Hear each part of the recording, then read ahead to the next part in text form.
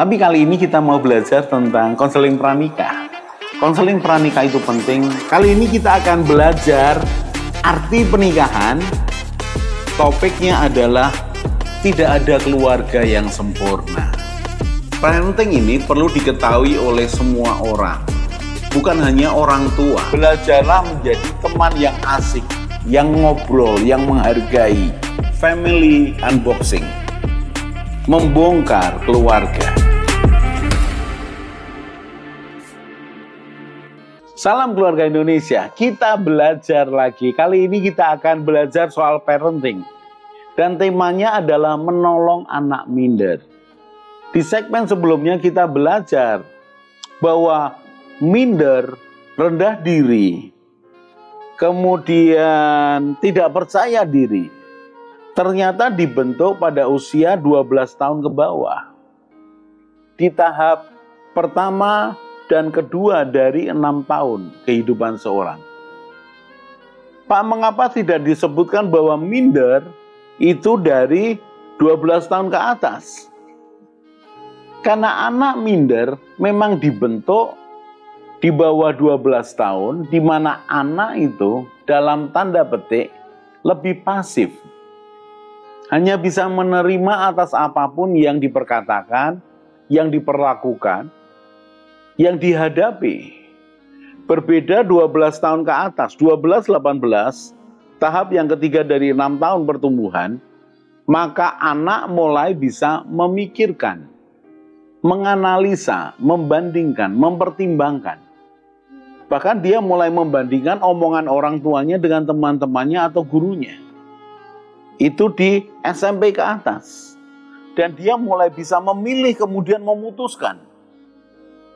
Nah, inilah yang disebut mulai membangun akan dirinya berdasarkan keputusan dan tanggung jawabnya. 12-18 adalah fase persiapan dan pelatihan kehidupan. 18-24 adalah fase magang kehidupan. 6-12 adalah fase mendidik, melatih, menasehati, memberikan pengertian. 6 tahun ke bawah adalah fase merawat. Merawat. Jadi mari kita perhatikan.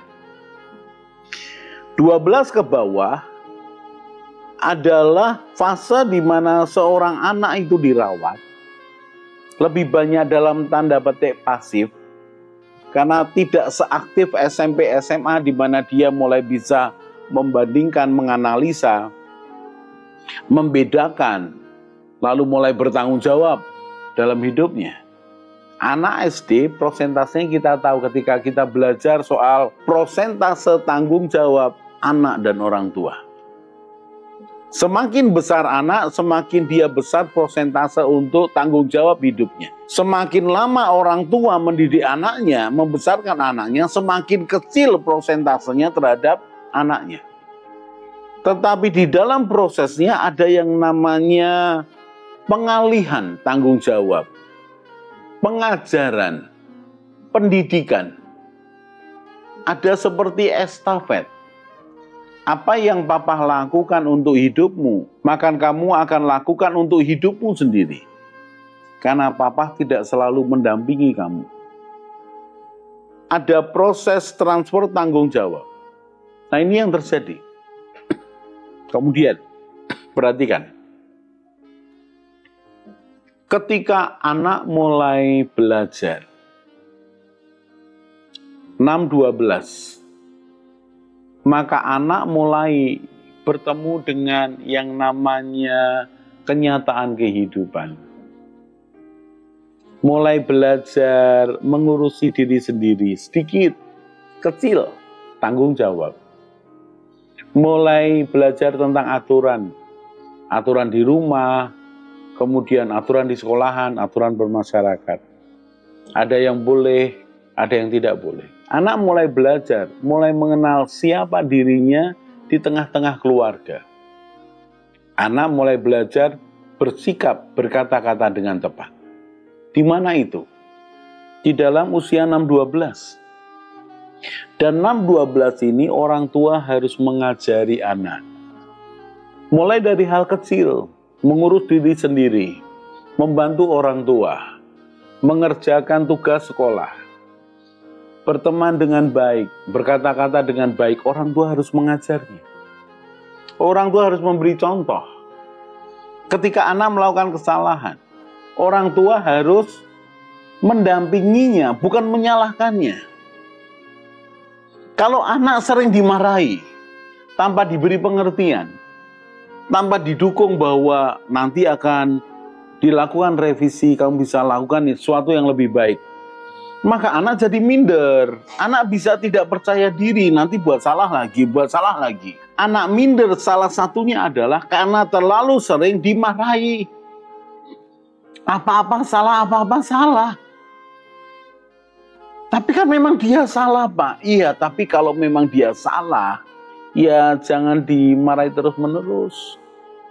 Ada saatnya dibiarkan supaya dia belajar, ada dampak dari kesalahannya. Nanti ditegur dengan cara yang lain. Menjengkelkan, Pak. Ya memang anak menjengkelkan kadang kan juga menyenangkan. Saya itu tidak bisa menahan emosi, Pak, kalau lihat muka anak saya, Pak. Ya kalau begitu merem aja, tutup mata aja sambil marahi anakmu. Nanti ketika engkau buka mata, anakmu sudah nggak ada. Kenapa? Pergi karena engkau tutup mata. Nggak begitu. Perhatikan nih, ini perhatikan.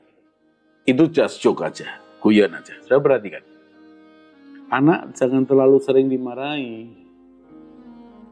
Karena menjadi anak yang tidak percaya diri, tidak percaya bahwa dia ini bisa melakukan yang benar. Anak jangan terlalu disalahkan terus-menerus. Anak berbuat salah wajar, seperti juga orang tua berbuat salah.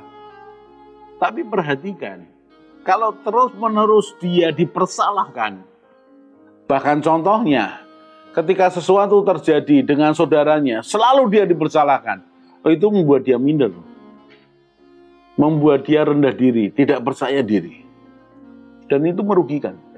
Itu merugikan dirinya, bahkan merugikan keluarga. Anak terlalu sering diremehkan. Anak itu kan kemampuannya ya segitu aja.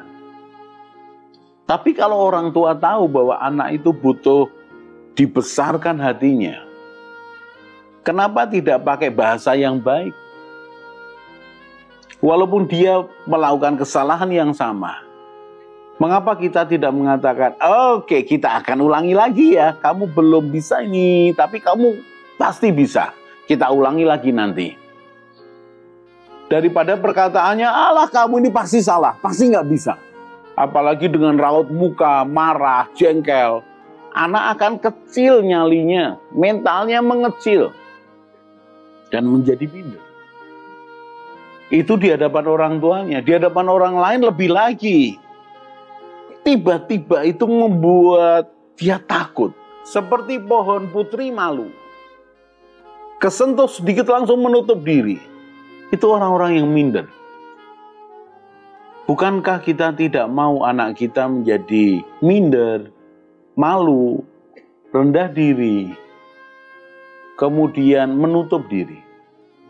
Bukankah kita mau anak-anak kita menjadi anak-anak yang sehat, yang terbuka, yang berani, yang tahu tugasnya, yang bisa bertanggung jawab, yang bisa diajak kerjasama?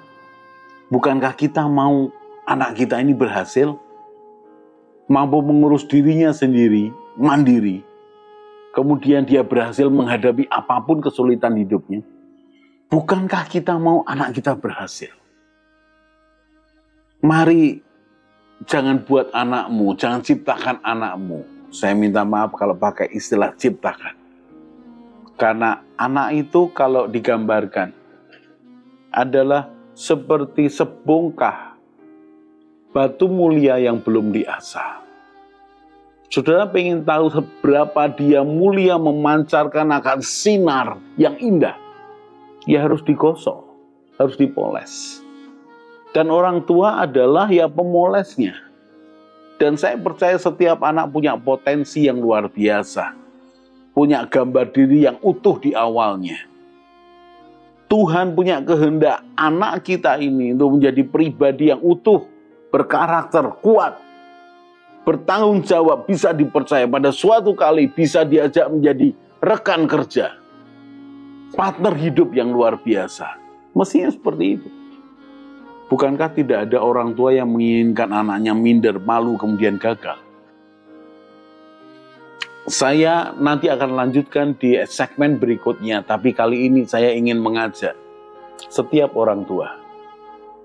Mari bersikap hati-hati, mari bersikap seimbang kepada anak-anak kita.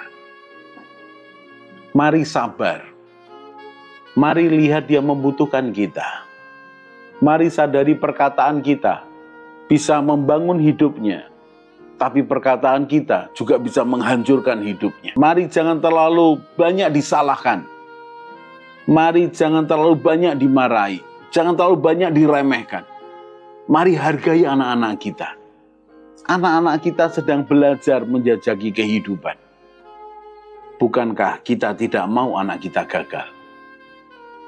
Dan juga kita tidak mau menjadi orang tua yang gagal. Papa mama yang gagal. Bagaimana caranya menolong anak minder? Mari dimulai dari orang tuanya. Sadar, punya niat dan punya tekad untuk menjadi orang tua yang baik buat anak-anakmu. Kita akan lanjutkan di segmen berikutnya. Salam keluarga Indonesia.